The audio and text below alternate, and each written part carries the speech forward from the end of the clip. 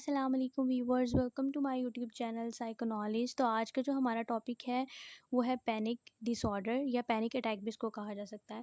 سب سے پہلے ہم بات کر لیتے ہیں اس کے اوور ویو کی۔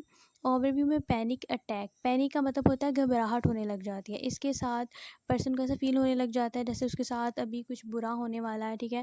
یہ سچویشن جو ہوتی ہے وہ 10 منٹ تک بہت پیک پر چلے جاتی ہے، لیکن جیسے جیسے 30 to 60 منٹ بھی اس کی لاسٹ لمٹ ہو سکتی ہے، لیکن اس سے زیادہ بھی یہ ہو سکتا ہے۔ اس کے علاوہ پرسن جو ہے وہ کوئی علاج اگر وہ کر رہا ہے تو کرنے کے بعد اس کو ٹھیک فیل ہونا شروع ہو جاتا ہے۔ اس قسم کے اٹیک میں پیشنٹ کو یہ فیل ہونے لگ جاتا ہے جیسے وہ موت کے قریب ہے یا اس کو موت آنے والی ہے۔ اس کے علاوہ اس کی ہارٹ بیٹ تیز ہو جاتی ہے، شارٹنیس آف بریتھ یا میڈنس والی فیلنگ آنا شروع ہو جاتی ہے، اس کو اسٹریس جو ہے وہ بغیر کسی ریزن کے آ رہا ہوتا ہے۔ اس کے علاوہ اگر ہم بات کریں کہ پیشنٹ کے اندر کون کون سی سمٹمس پائی جاتی ہیں، اس جو ڈس آرڈر کا دورانیہ ہوتا ہے وہ 1 منتھ میں ایک دفعہ بھی ہو سکتا ہے پیشنٹ کو، لیکن ملٹیپل ٹائم بھی ہو سکتا ہے۔ پینک اٹیک جو ہے وہ خود ایک ڈس آرڈر اس کو بالکل نہیں کہا جا ہوتا ہے، لیکن اس میں جو ہے ایک سمٹمس کے طور پہ شامل کیا جا سکتا ہے پینک اٹیک۔ پینک اٹیک اور پینک ڈس آرڈر جو ہے وہ بالکل سیم ہوتے ہیں۔ اس کے اندر پیشنٹ جو ہے وہ سڈنلی اس پر وہ کیفیت طاری ہو جاتی ہے جو کہ وداؤٹ ریزن ہوتی ہے۔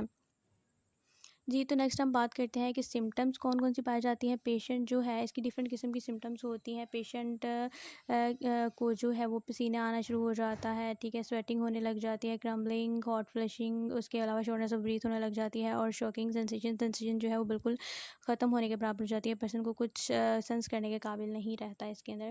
اس کے علاوہ اگر اس کی کازز کی بات کی جائے تو کازز میں ہے کہ پرسن کی جو مینٹل ہیلتھ کنڈیشن کی وجہ سے یہ جو ہے پینک ڈس آرڈر جو ہے وہ کاز ہوتا ہے۔ اس کے علاوہ ٹرامیٹک لائف ایونٹ بھی اس کی وجہ بن سکتے ہیں۔ اگر پرسن کو اپنی لائف میں کسی ٹرامے سے گزرنا پڑے تو بھی اس کے کو اس طرح کے اٹیکس آنا شروع ہو جاتے ہیں، پینک کے بغیر کسی وجہ کے گھبراہٹ کا شکار ہونے لگ جاتا ہے۔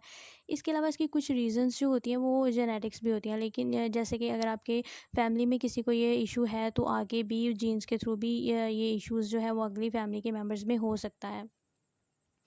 جی تو نیکسٹ ہے کہ اس کا ٹریٹمنٹ کس طرح سے کیا جا سکتا ہے۔ اس کے ٹریٹمنٹ میں مختلف قسم کی تھیراپیز کے تھرو بھی اس کا ٹریٹمنٹ کیا جا سکتا ہے۔ اس کے علاوہ میڈیکیشنز کے تھرو بھی کیا جا سکتا ہے۔ یہ 2 طریقے ہوتے ہیں، ٹھیک ہے۔ میڈیکیشنز کے تھرو اس طرح ہے کہ اینٹی ڈپریسو دے کے پیشنٹ کو بہتر کرنے کی کوشش کی جاتی ہے، اور دوسرے طریقہ اس طرح ہے کہ سائیکولوجیکل تھیراپیز جو ہوتی ہیں، ٹھیک ہے، سائیکولوجیکل تھیراپیز کے اندر CBT آ جاتی ہے، کاؤنسلنگ آ جاتی ہے، اور ٹاک تھیراپی ہوتی ہے۔ ان تھیراپیز کے تھرو پیشنٹ کو بہتر کرنے کی کوشش کی جاتی ہے، لیکن یہ نہیں کہا جا سکتا کہ پیشنٹ جو ہے وہ بالکل ٹھیک ہو گیا ہو۔ تو جی ویورز، یہ تھا ہمارا آج کا ٹاپک۔ امید کرتی ہوں کہ آپ کو ویڈیو پسند آئی ہوگی۔ چینل کو لائک، سبسکرائب اینڈ شیئر کرنا مت بھولیے گا۔ آج کے لیے اتنا ہی، ملتے ہیں اپنی نیکسٹ ویڈیو میں، تب تک کے لیے اللہ حافظ۔